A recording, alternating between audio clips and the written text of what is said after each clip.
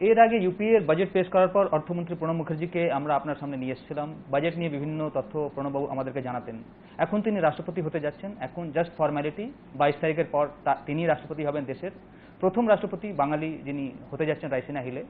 এই মুহূর্তে আমাদের সঙ্গে রয়েছেন প্রণববাবু, তাকে আমরা কিছু প্রশ্ন জেনে নেব। প্রণববাবু, মিরিটি গ্রাম থেকে রাষ্ট্রপতি ভবন এই যাত্রা, কিছু প্রিন্সিপালস ছিল আপনার নিশ্চয়ই, সেটা কিভাবে আপনি দেখছেন, এটা শর্টে যদি বলেন।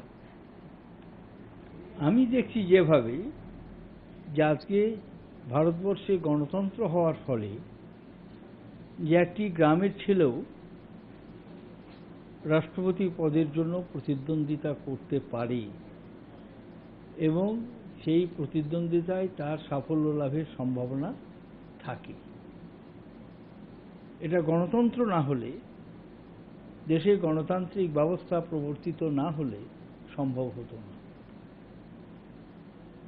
1947 সালে দেশ স্বাধীন হওয়ার পর, 50 সালে আমাদের সংবিধান গৃহীত হওয়ার পর এবং ভারতবর্ষ প্রজাতন্ত্রে রূপান্তরিত হওয়ার পর আজকে সাধারণ মানুষের জন্য দরজা খুলে গেছে।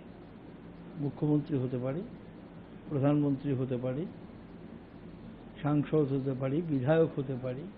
এইগুলো আর শুধুমাত্র উচ্চকোটির মানুষের জন্য সীমাবদ্ধ নয়, উচ্চকোটি মানুষের জন্য সীমাবদ্ধ নয়। এগুলো আজকে সাধারণ মানুষ নিতে পারে।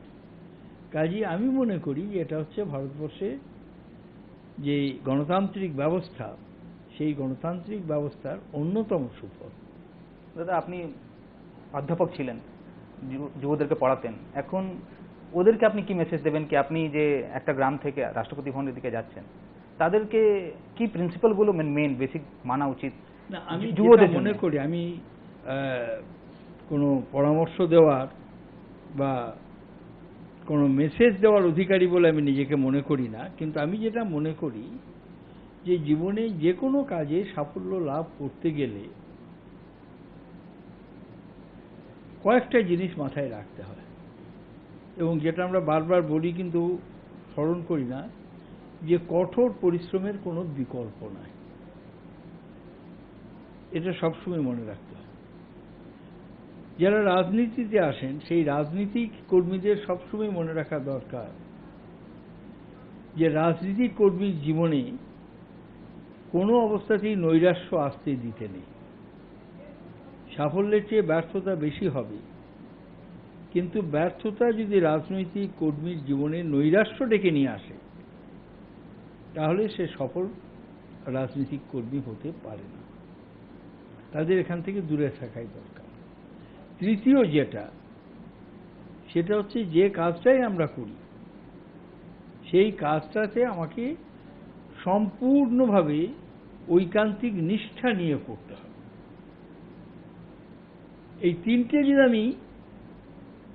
এই তিনটে মূল নীতিকে সামনে রেখে যদি আমরা চলতে পারি তাহলে একদিন না একদিন সাফল্য আসবে। আমি একটা ছোট্ট উদাহরণ দিই।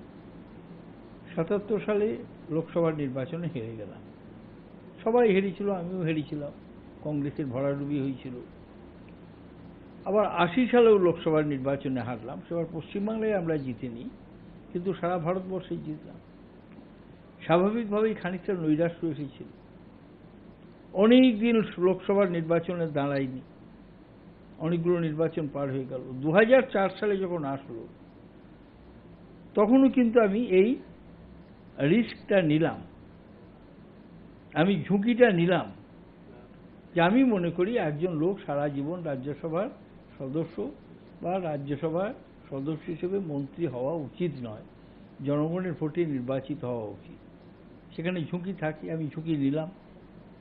হারতে পারতাম, কিন্তু ঝুঁকি নেওয়ার ফলে অন্যান্য পারিপার্শ্বিক অবস্থা, কংগ্রেস সংগঠন, বিশেষ করে যে নির্বাচন কেন্দ্র থেকে আমি নির্বাচিত হয়েছিলাম সেখানে অধীর চৌধুরী, বহরমপুরের সাংসদ এবং জেলার প্রেসিডেন্ট মুর্শিদাবাদ জেলার, তার অক্লান্ত পরিশ্রম আমাকে নির্বাচনে জিততে সাহায্য করেছে।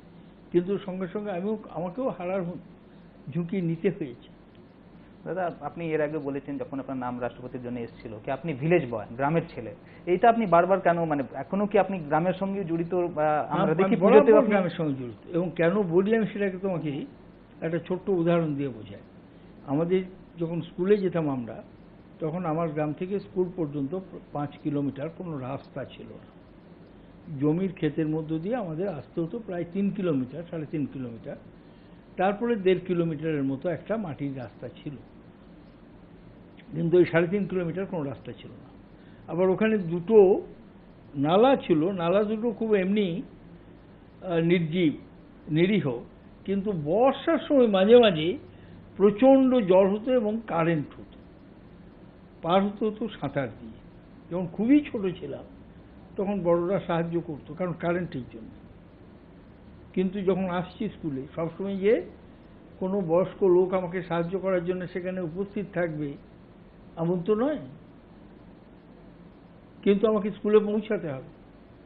অতএব ঝুঁকি নিয়ে আমরা পার হতাম। আমার আত্মবিশ্বাস বাড়ত যে আমি পারি, আমি একা পারি। এবং এই আত্মবিশ্বাসটা গ্রামে স্ট্রাগল করে, বিভিন্ন অবস্থার সঙ্গে স্ট্রাগল করে, এটা আমি একটা উদাহরণ দিলাম, নানা রকমের উদাহরণ ছিল। যেমন ধরো 5 কিলোমিটার 10 কিলোমিটার পরিশ্রম করে রাস্তা হেঁটে পড়াশুনো করতে অনেক সময় ক্লান্তি লাগতো, অনেক ছেলেপিলে ছেড়ে দিত, পারতো না, কিন্তু আমরা জেদ ধরে যারা থাকতাম তারা শেষ পর্যন্ত সাফল্য লাভ করত। দাদা আরেকটা কথা আপনি আগেও বলেছেন কি আপনার মা আপনাকে খুব বকতেন, দুষ্টু ছেলে বলতেন। কেন, আপনি কি মানে ভয়ানক দুষ্টু ছিলাম। কি করতেন আপনি? আমি স্কুলেই যেতাম না, স্কুলে যাচ্ছি বলে বই খাতা সব ফেলে দিয়ে ওই ছেলেদের সঙ্গে যারা সব কাউবয় গরু টরু নিয়ে চড়াতে যেত তাদের সঙ্গে খেলাধুলো করতে চলে যেতাম। তারপরে সারাদিন পর সন্ধ্যের সময় ফিরে আসতাম, আর না চাইলে মায়ের কাছে বকুনিও খেতাম, পিটুনিও খেতাম। এবং তারপরে 4 বছর পর, এরকম আমি 3-4 বছর করেছিলাম। তারপরে কি খেয়াল হলো একদিন, তারপর থেকে স্কুলে যেতে আরম্ভ করলাম। মা কি বলতেন? কিছু মানে তুই পড়াশোনা করবি না কেন? তোকে তো পড়াশোনা করতে হবে, আর স্কুলে তো অল্প কিছুক্ষণ সময়, বাকি সময়টা তো তুই সারাদিন খেটিস। হয় ছোট ছেলে। দাদা একটা ইনসিডেন্ট আপনি বলেছিলেন এর আগেও কি মাটিতে আপনি টাকা পুঁতে দিয়েছিলেন কি সেখানে গাছ বেরোবে। হ্যাঁ, ওটা অর্থমন্ত্রী হয়েছে কি, কেন আপনি এটা করেছিলেন তখন? না না, আমি বলিনি, ওটা আমাকে একজন পরামর্শ দিয়েছিলেন, নেলদার জি। আমার পয়সাটা নেওয়ার ইচ্ছা ছিল, আমার কাছে কিছু পয়সা ছিল, মাই দিয়েছিলেন। তারপরে তিনি বললেন যে দেখ, তোর এই পয়সাটা বাড়বে। বলে কি হবে? না, বীজ পুঁতে দিলে যেমন গাছ হয়, সেই গাছ থেকে ফল হয়, তেমনি পয়সা যদি তুই মাটিতে পুঁতে রাখিস তাহলে সেখানে আমি প্রত্যেকদিন জল দেব, দিলে পয়সার গাছ হবে, অনেক বেশি পয়সা হবে, তোর এই কটা পয়সার চেয়ে অনেক গুণ বেশি পয়সা পাবে। এবং আমি বোকার মতো তার কথায় বিশ্বাস করে তাকে দিলাম। সে পয়সা মাটিতে পোঁতার পরিবর্তে পকেটে পুরে নিয়ে চলে গেল। তারপর বললো, না তোর পয়সা, তার গাছ হলো না, ওটা খারাপ হয়ে গেছে।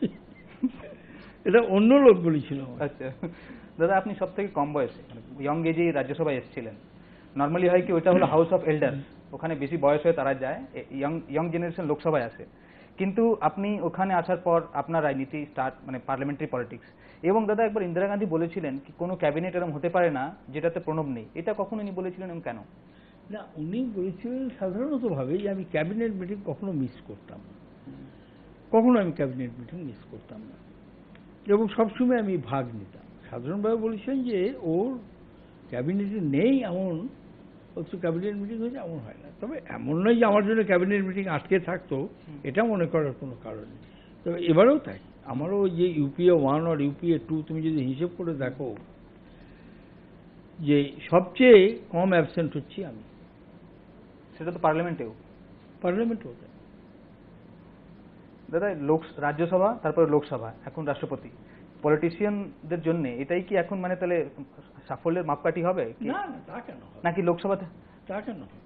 কারণ অনেক মানুষ, তোমার সবারই একরকমের পছন্দ হবে এটা তো মনে করার কোনো কারণ নেই। অনেকে অ্যাক্টিভ পলিটিক্সে থাকতে চাইবে, রাষ্ট্রপতি তো অ্যাক্টিভ পলিটিক্সে থাকতে পারে না। চার্চিল জীবনে কোনোদিন হাউস অফ লর্ডসের মেম্বার হতে চাইল না, বললো আমি কমনার্স, আমি হাউস অফ কমন্সে থাকবো। এটা রাজনৈতিক চিন্তা। দাদা রাজ্যসভা এবং লোকসভা দুটোতেই আপনি অ্যাক্টিভলি পার্টিসিপেট করেছেন, কোন হাউসটাকে আপনি বেশি এনজয় করেছেন? বা মানে দুটো হাউসেরই গুরুত্ব আলাদা আলাদা। তবে রাজ্যসভায় অনেক বেশি দিন ছিলাম, 30 বছর রাজ্যসভায় ছিলাম। রাজ্যসভারও নেতা ছিলাম 6 বছর। আচ্ছা, আর এখানেও প্রায় 7 বছর। এখানে 8 বছর। 8 বছর, হ্যাঁ। লোকসভায় 8 বছর, 8 বছরই নেতা। তো সেই সময়টা বেশি কঠিন ছিল না এই লাস্ট 8 না না, বছর? তখন তো অনেক সহজ ছিল। রাজ্যসভা আমার পক্ষে সহজ ছিল না, কারণ আমি যখন রাজ্যসভায় নেতা হই তখন কংগ্রেস দলের সংখ্যাগরিষ্ঠতা ছিল না, সরকারের সংখ্যাগরিষ্ঠতা ছিল না।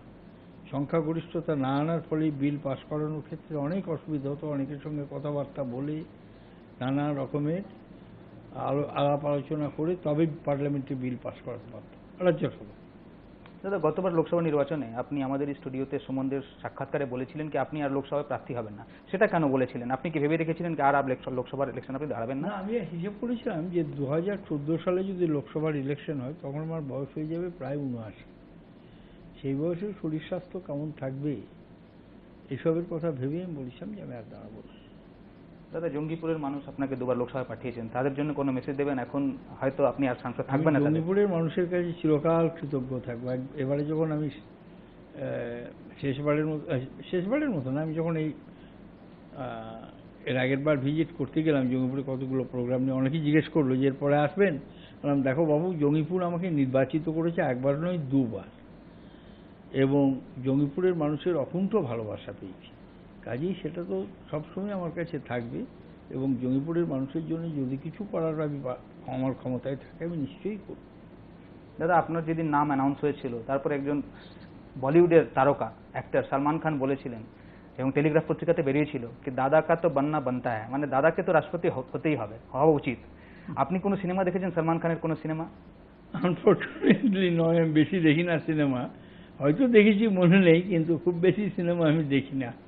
আপনি লাস্ট সিনেমা কোনটা দেখেছিলেন এবং কেন দেখেছিলেন এটা? আমি লাস্ট সিনেমাটা দেখেছিলাম, তোমার সেটা দেখতে বাধ্যও হয়েছিল, আমি জানি না সেটা সর্বনাম বোধহয় ছিল না, সেটা হচ্ছে রং দে বাসন্তী। আচ্ছা, ওটা তো আমির খান ছিল। হ্যাঁ, আমির খান ছিলেন। আমির খানের সঙ্গে দেখাও হয়েছিল স্টুডিওতে। ওইটা নিয়ে একটু কন্ট্রোভার্সি হয়। তখন শর্মিলা ঠাকুর ছিলেন সেন্সর বোর্ডের চেয়ারপারসন। উনি আমাকে বললেন যে দেখো এখানটায় ওই এয়ারফোর্সের লোকজনদের নিয়ে কিছু কথা আছে, গল্প আছে, তা মনে হচ্ছে যে একটা রিফ্লেকশন হতে পারে ওদের উপরে।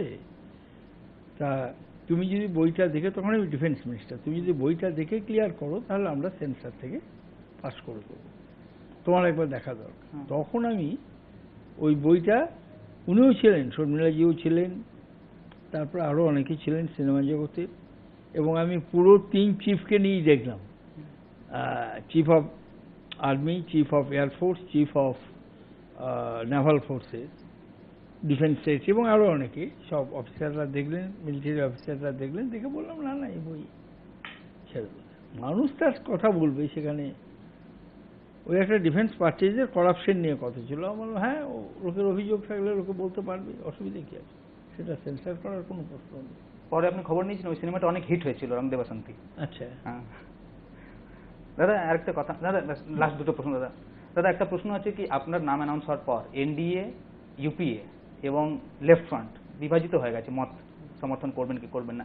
এইটার কারণ কি? এটাই কারণ কি আপনি যেহেতু 5 দশকের দিল্লিতে সক্রিয় রাজনীতিতে ছিলেন, সবার সঙ্গে যোগাযোগ? আমি বলবো না যে রাজনৈতিক দল সিদ্ধান্ত নেয় রাজনৈতিক পরিস্থিতি বিচার বিবেচনা বিশ্লেষণ করে,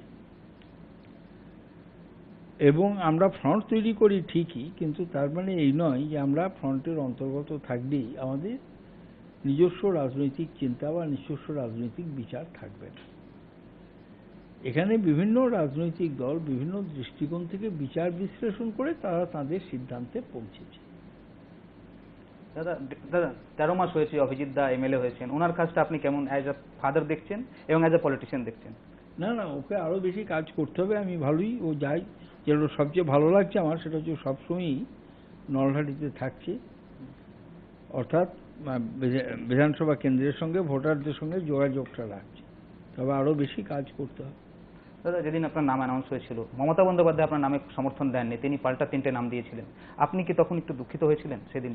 আমি এই নিয়ে কোনো বিশেষ মন্তব্য করছি না, কারণ আমি সেদিনও বলেছিলাম, আজও বলছি যে মমতা এখনও চূড়ান্ত সিদ্ধান্ত নেননি, তিনি যখন চূড়ান্ত সিদ্ধান্ত নেবেন নিশ্চয়ই তিনি বিবেচনা করে দেখবেন যে তিনি ইউপিএতে আছেন, ইউপিএর শরিক, ইউপিএর প্রার্থীকে সমর্থন করে তিনি তার চূড়ান্ত সিদ্ধান্ত গ্রহণ করবেন বলেই আমি মনে করি, আশা করি। দাদা, আপনি কোনো সময় কথা বলবেন, আপনি পাবলিকলি অনেক জায়গায় আপিল আমি করছেন। সবসময় যে কোনো সময় কথা বলা তো কোনো, অনেকবার কথা বলেছি, কথা বলবো, কথা হয়, রাজনীতিক লোকেদের মধ্যে কথাবার্তা তো হয়েই থাকে, এর মধ্যে আর অস্বাভাবিক কি আছে। দাদা অনেক ধন্যবাদ। আর এবিপি আনন্দ তরফ থেকে আপনাকে শুভেচ্ছা। Thank আপনি বাঙালির প্রথম রাষ্ট্রপতি হতে চলেছেন। তো আমাদের সঙ্গে ছিলেন প্রণব মুখার্জি, যিনি 22 তারিখের পর অবশ্যই তারই নাম ঘোষণা হতে চলেছে পরবর্তী রাষ্ট্রপতি পদের জন্য, এবং আমাদের শুভেচ্ছা থাকবে দাদার কাছে। এবং তিনি সব প্রশ্নেরই জবাব দিয়েছেন, বিশেষ করে মমতা বন্দ্যোপাধ্যায়ের সমর্থন কেন তিনি পাচ্ছেন না সেটাও তিনি যুক্তি দিয়ে বুঝিয়েছেন, এবং তিনি আশা করছেন কি ইউপিএ শরিক হিসাবে তিনি তাকে সমর্থন করবেন।